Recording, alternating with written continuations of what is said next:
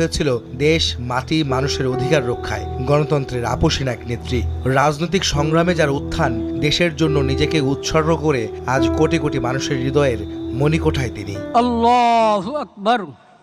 লাখ লাখ মানুষের অংশগ্রহণে দেশের ইতিহাসের বড় জানাজা শেষে জাতীয় পতাকাবাহী গাড়িতে বেগম খালেদা জিয়াকে নেওয়া হয় জিয়া উদ্যানে।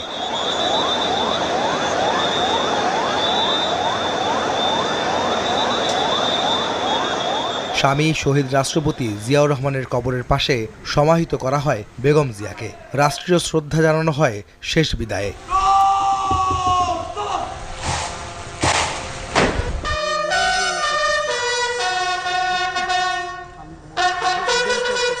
বেজে ওঠে বিউগলের করুণ সুর। গার্ড অফ অনারে সম্মানিত করা হয় জাতীয় ঐক্যের প্রতীক হয়ে ওঠা সাবেক প্রধানমন্ত্রী বেগম জিয়াকে।